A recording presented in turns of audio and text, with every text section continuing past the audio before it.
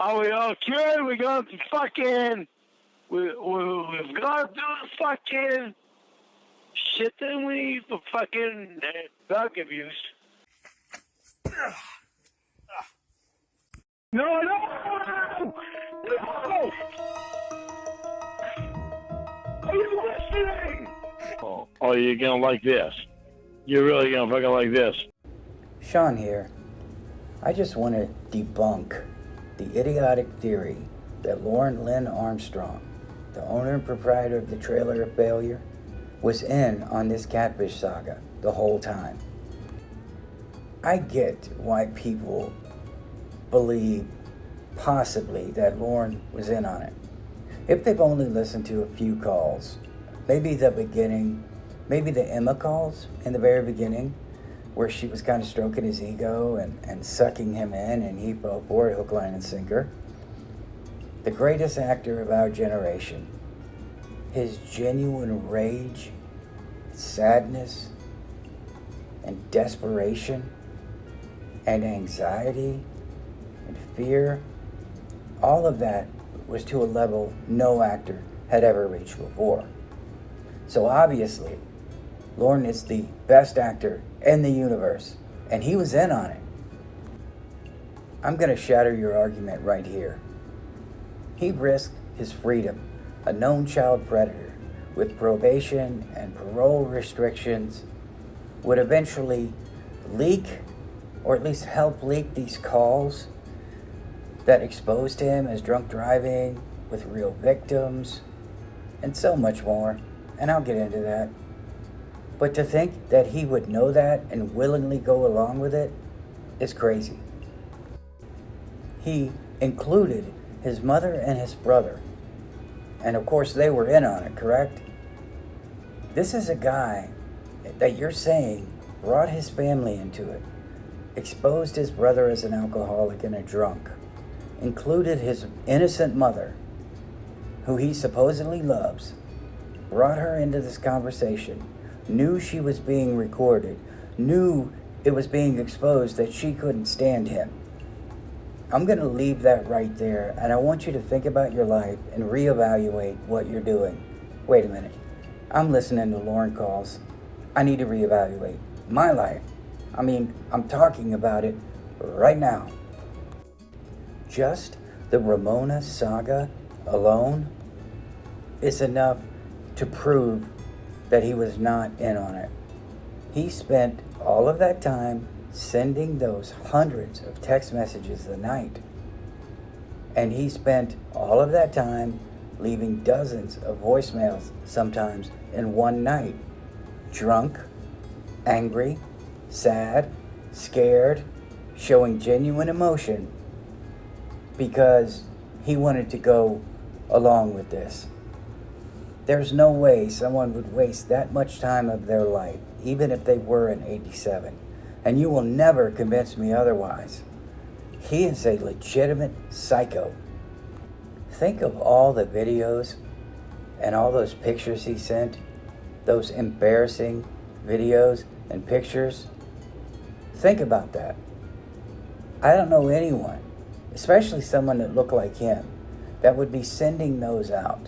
Because to say he went along with it would assume he's self-aware, which means he would be self-aware about his image. I can't imagine anyone would bring a phone into a shower and wash themselves and say the dumb things he said, and so many more of those videos that just made you cringe. No one would willingly do that. Nobody, knowing that they would be leaked, would go along with it. He could have spent his time with one catfish, had his fun, and moved on, and tried to find a real woman in real life, but he never did. A lot of these creepy predators found women, and if all these women saw of Lorne was that lovesick guy on NBC, as he says, he might have been okay. The parts of his chat that they read, they weren't that bad. So you can't tell me that he would spend all of these years jumping from catfish to catfish, professing his love to these women, getting just obliterated by them verbally and sticking with them. You cannot tell me he would go along with that willingly. Here is what is going to put the nail in the coffin. What did he gain from this? He eventually couldn't even mess with his YouTube channel. His thing that he wanted more than anything else. Did he receive any monetary gain off of any of this? No. In fact, it made his life worse. Oh, but Sean, you say he's in 87. He wouldn't have even thought about that. No one would willingly go to jail for a stupid catfish scam or prank just to fool the internet. His name was already mud. His name was synonymous with child predator. And you think he would want to do more damage to that? You think in his mind, hey, I got an idea. We're going to do this catfish saga. I'm going to admit to real victims. I'm going to admit to drunk driving. I'm going to have a real cop show up at my door. I'm going to put up with all of this drama for hours and hours and hours, and I'm going to pretend to be angry, pretend to cry, pretend to be jealous, just to ruin my own name for no monetary gain and risk going back to jail/prison. Are you fucking kidding me?